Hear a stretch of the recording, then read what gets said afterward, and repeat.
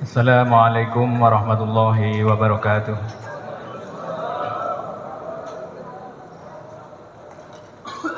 Alhamdulillahi rabbil alamin. Iyyahu na'budu wa iyyahu nasta'in. Asyhadu an la ilaha illallah wa asyhadu anna Muhammadan abduhu wa rasuluh. Allahumma shalli ala sayyidina wa maulana Muhammadin wa ala alihi wa sahbihi wa sallim ajma'in. Amma ba'du. Hadirin wal hadirat yang dimuliakan oleh Allah, puji dan syukur kita haturkan kepada Allah Subhanahu wa taala dengan ucapan kita alhamdulillahirabbil alamin.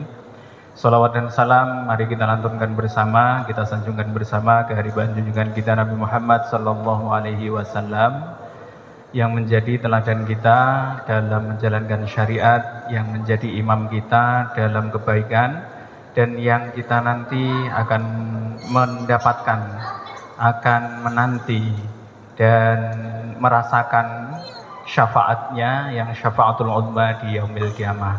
Amin ya rabbal alamin. Hadirin wal hadirat yang dimuliakan oleh Allah,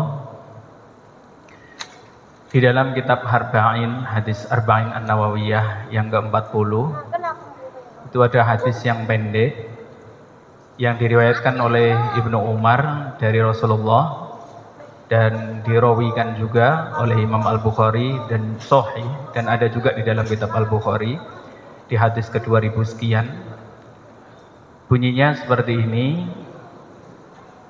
An Ibni Umar radhiyallahu anhuma, diriwayatkan dari Ibnu Umar radhiyallahu anhuma, namanya Abdullah Ibnu Umar radhiyallahu anhuma, semoga Allah meridhoi Ibnu dan Umar, meridhoi Abdullah bin Umar dan Umar bin Khattab.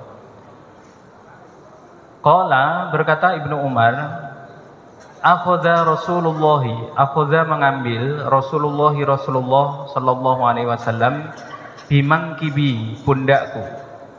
Satu hari Rasulullah itu menepuk-nepuk pundakku, mengusap pundakku, memegang pundakku. Waqala, dan kemudian berkata Nabi, kun fid dunya ka'annaka gharibun. Wahai Ibnu Umar, jadilah engkau di dunia ini seperti orang asing. Aw'abiru sabilin, atau orang yang sedang hanya sekedar menyeberang jalan saja.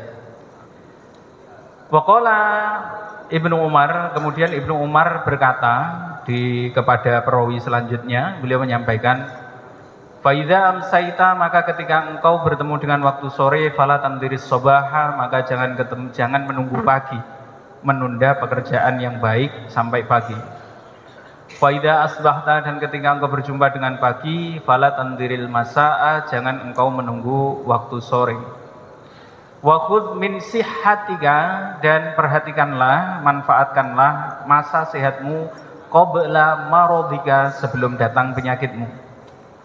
Wa min hayatika, dan kesempatan hidupmu, qabla mautika, sebelum datang kematianmu. Hadirin yang dimuliakan oleh Allah, pelan-pelan saja ya. Jadi kayaknya es buah, apalagi namanya kurma, jalang kote itu masih sampai di sini. Jadi kita ceramahnya pelan-pelan saja, tapi tidak akan lebih kok dari 20 menit. Jadi mohon didengarkan saja.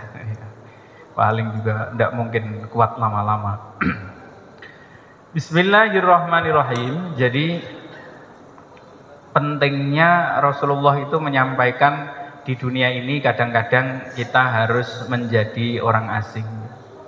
Dalam tafsir hadisnya, orang asing itu bukan kok terus orang yang aneh atau beda atau kontroversi, itu bukan seperti itu. Orang asing yang dimaksud itu adalah orang yang merasakan dirinya, bahwa dirinya itu adalah pendatang saja di dunia ini dan satu saat akan pulang kepada Allah. Jadi judulnya itu cocok dengan surat atau ayat yang dibaca di rakaat pertama oleh imam besar kita Ustaz Muhammad. Wasta'inu bis sabri was shalah. Wahai orang-orang, bersabarlah engkau, mintalah pertolongan Allah engkau dengan sabar dan sholat. Tapi Allah langsung patahkan, wa innaha lakabiratun illa 'alal khashi'in. Tapi itu berat, yang bilang berat itu Allah, bukan kita. Sudah pasti orang yang ingin menyelesaikan masalahnya seseorang yang menjalani kehidupan itu berat. Bahkan untuk bersabar dan sholat saja itu berat. Kalau ditanya sholat berat apa ringan? Nanti kalau bilang ringan kita cek Pak Ramli. Sebentar malam kita absen. Apakah softnya sebanyak ini juga jam 2 malam? Gitu. Itu kan sudah disampaikan. Allah yang menyampaikan, wa innaha lakabiratun illa 'alal khashi'in, kecuali bagi orang-orang yang khusyuk. Nah, terus kemudian kita timbul pertanyaan, orang khusyuk itu bagaimana? Iya. Kan kita jadi timbul, khusyuk itu bagaimana sih? Alladzina yadhunnuna annahum mulaqu rabbihim wa annahum ilaihi raji'un. Tadi sudah disampaikan dalam surat. Alladzina yadhunnuna, yaitu orang-orang yang memiliki prasangka, yang memiliki keyakinan annahum, bahwa mereka mulaqu rabbihim, akan bertemu dengan Allah. Iya toh? Jadi kita nanti akan bertemu dengan Allah.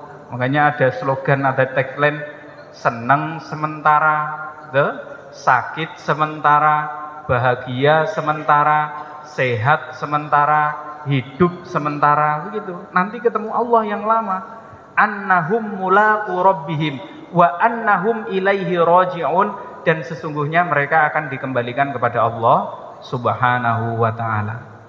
Nah, pelan-pelan ya. Jadi makna asing itu seperti itu. Asing itu merasa bahwa kita ini hanya pendatang dan satu saat akan balik kampung. Kampungnya adalah kampung surga. Dalilnya adalah tadi yang disampaikan oleh Pak Imam dalam rakaat pertamanya. Enak Ustadz, kita mengerti maknanya.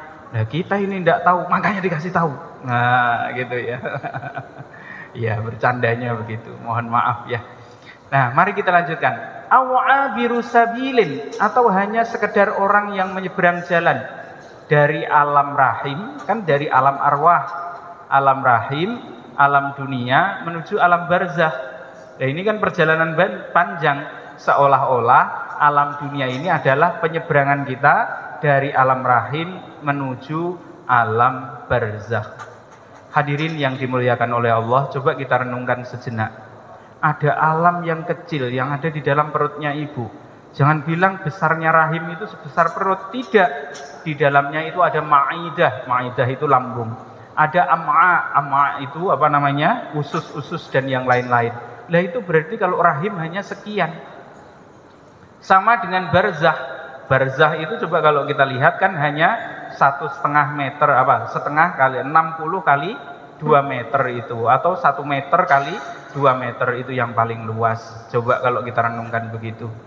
Sehingga dalam Ramadan, kalau kita merenungkan lagi pelan-pelan, Ramadan itu kan kata Allah, man qoma ramadhana imanan wahtisaban ghufira lahu ma taqaddama min dzambihi. Yang kedua, man shoma ramadhana imanan wahtisaban ghufira lahu ma taqaddama min dzambihi. Jika kita ingin diampuni oleh Allah setelah bulan Ramadan ini seperti ketika kita dilahirkan oleh orang tua, maka syaratnya dua.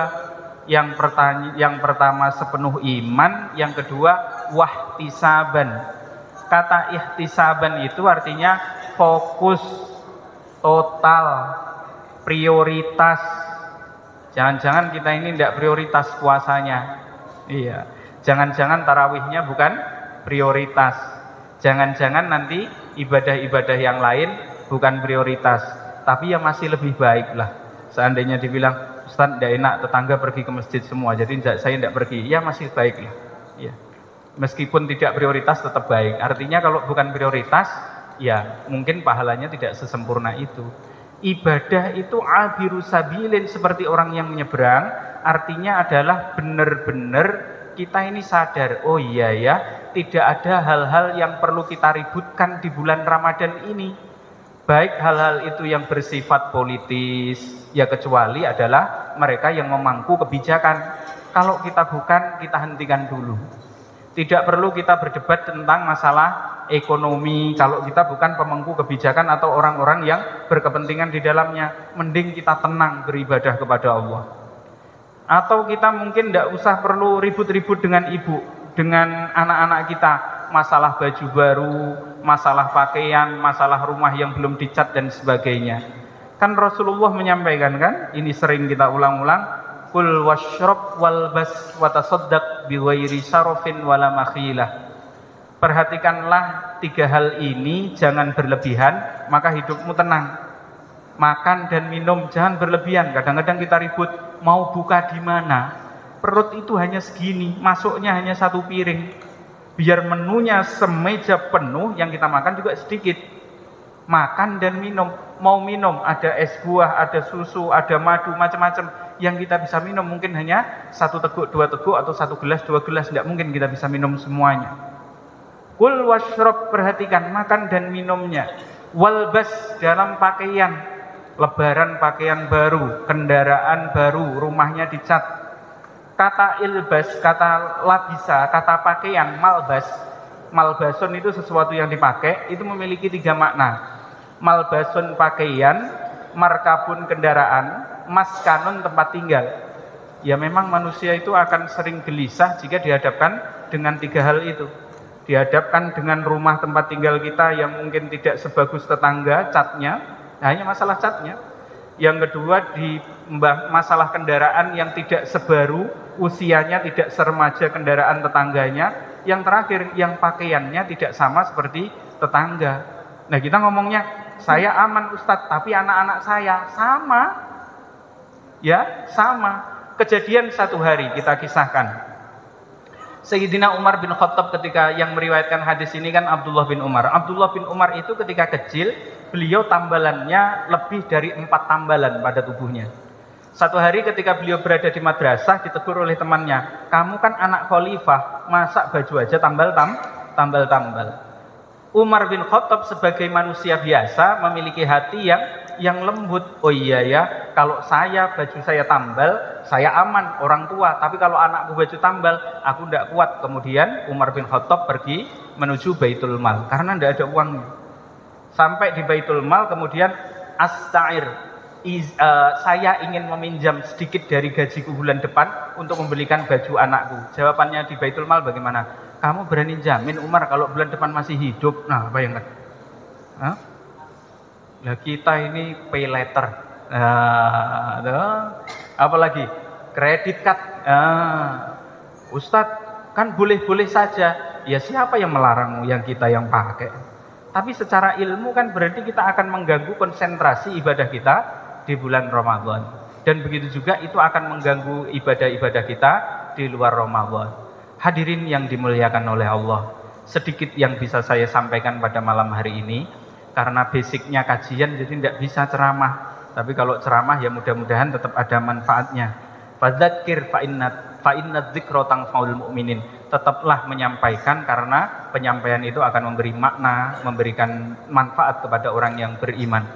Kesimpulannya adalah mari di bulan Ramadan ini yang sisa 4 hari terakhir kita fokus beribadah kepada Allah. Kita longgarkan hati kita letakkan masalah-masalah serta problematika-problematika yang tidak penting dalam hidup kita. Mudah-mudahan dalam waktu yang singkat ini, dalam waktu yang padat sekitar 4 hari ini, kita bisa memanfaatkan bulan Ramadan dengan sebaik-baiknya. Dan ketika kita berjumpa dengan Syawal, kita seperti yauma waladathu ummuh, seperti ketika kita dilahirkan di muka bumi ini oleh ibu kita tanpa dosa. Amin ya rabbal alamin. Kurang lebihnya mohon dimaafkan. Walafu minkum. Assalamualaikum warahmatullahi wabarakatuh.